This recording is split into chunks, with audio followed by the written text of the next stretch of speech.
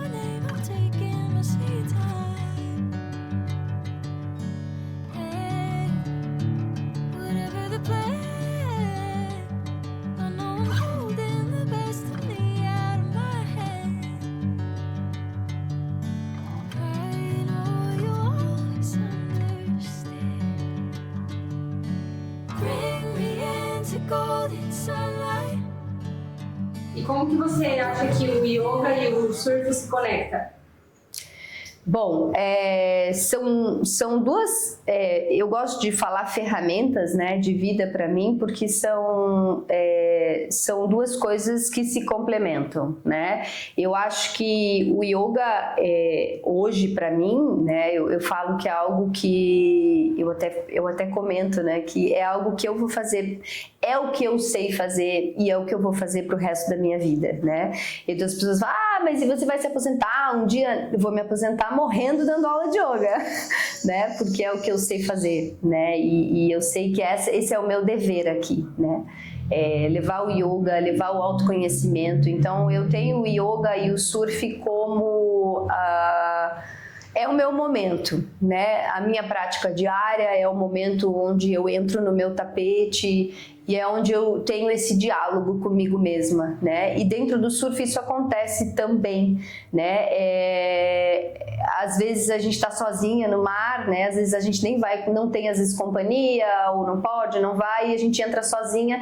E aquele momento para mim é muito importante, é um momento mesmo muito contemplativo e muito meditativo também, né? E fora as outras questões, às vezes o medo, né? Às vezes você tem um medo, o mar tá um pouco maior e aí você tem aquela coisa de será que vou, não vou, né? O medo da vaca, que é o cair que a gente fala, né? Da prancha. Então acho que essa relação yoga e surf é muito uma relação de autocontrole, né? Eu acredito muito nisso, autoconhecimento, de você estar observando esses medos, você estar observando esse nervosismo que às vezes acontece no momento, né, que a gente está entrando e vem uma série grande e você tem que respirar e acalmar. Então acaba que o yoga me ajuda muito nesse autocontrole dentro da água, né? Da espera, da paciência de esperar a onda vir, né? De pegar aquela onda e tentar, apesar que às vezes eu não consigo, né? Porque como o long ainda para mim é um surf ainda que tem muito aprendizado pela frente, eu tenho ainda, eu às vezes não paro e não respiro e simplesmente até um amigo falou, Ju, sobe na prancha e só respira. Né? E é algo que eu faço no yoga, né? Então eu acabo que pego o que eu trabalho no yoga e tento, né? Não é nem sempre às vezes que eu consigo, e tento colocar dentro do surf, né? E aqui em Guaratuba, quais os picos que você gosta de surfar? Ou como que essa cidade e o surf de mulheres estão conectados? Como que é o surf guaratubano feminino? Então, o surf guaratubano feminino, a gente não vê muitas mulheres dentro da água, né? Assim, como, por exemplo, em Matinhos, a gente vê muitas mulheres dentro da água.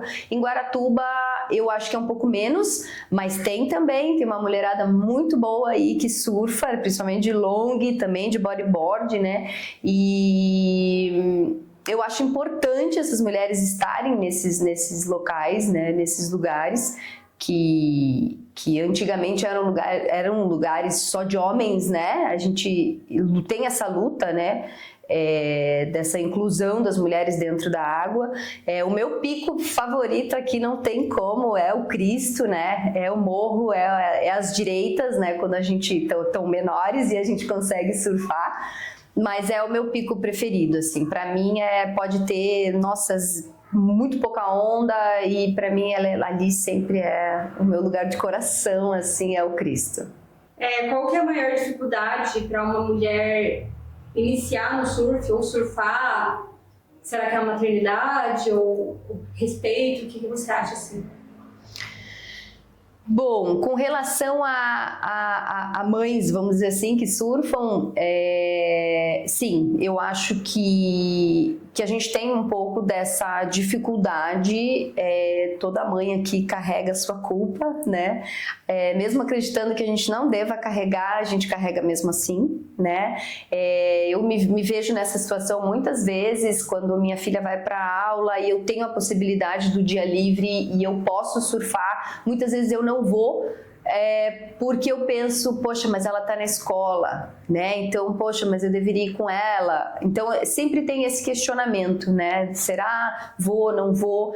Mas quando vou é muito libertador, né? E até deixo aqui registrado, acho que toda mãe deve e precisa, né, fazer, né, que seja o surf, que seja enfim, qualquer atividade que te traga essa liberdade. O surf me traz muita liberdade, né?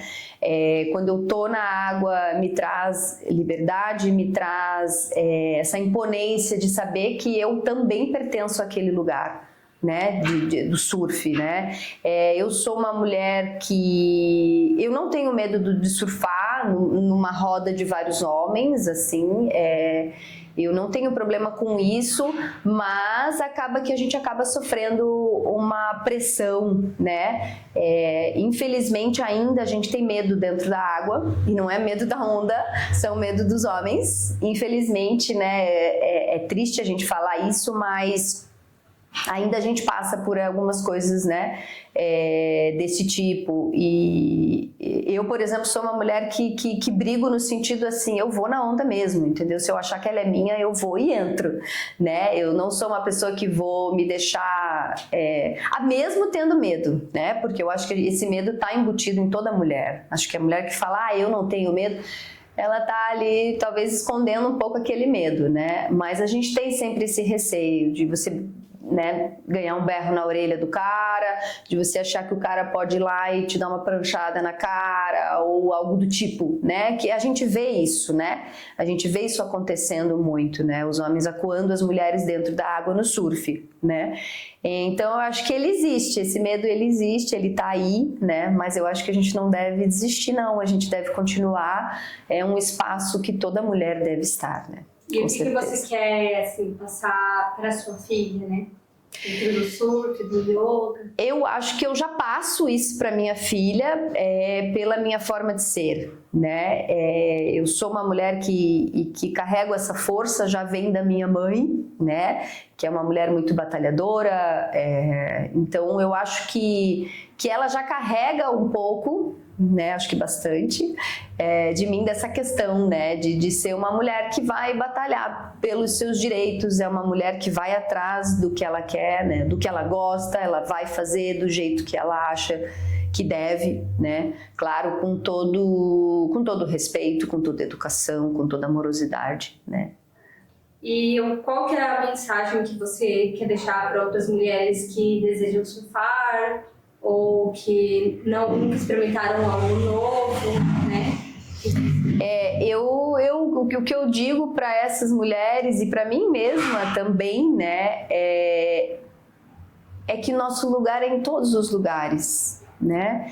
Eu acho que a gente não deve desistir, eu acho que a gente precisa ir em busca dessas libertações, né? Eu vejo isso muito como liberdade mesmo, né? A gente tem que ter essa liberdade de ir e vir, né?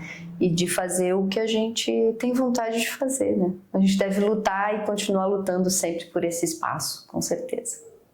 Bom, então eu trabalho em Guaratuba com as aulas de yoga, né? Eu trabalho com as aulas presenciais e online, também tenho um trabalho online. Tenho as turmas, né, presenciais, eu tenho turmas, por exemplo, eu tenho uma turma à tarde, que são só mulheres, né, e é uma turma muito especial. E o que eu vejo, assim, quando essas mulheres elas vêm praticar, eu acho que a gente já nasce com muitas travas, né? E o yoga acaba que ele traz esse autoestudo, né, de nós mesmas, e ele acaba quebrando um pouco essas travas, né? Essas libertações, que a gente fala tanto dessas libertações, de liberdade e autoconhecimento do próprio corpo, né? Eu acho que o yoga, ele tem muito essa ferramenta de trazer esse autoconhecimento do teu corpo, da tua mente, dos teus pensamentos. Então, eu costumo dizer que o yoga, ele pega e organiza as caixinhas, né? Ele vai organizando para que essa venda dos olhos ela vá saindo e a gente possa ver com mais claridade as coisas, né? Com mais claridade mesmo.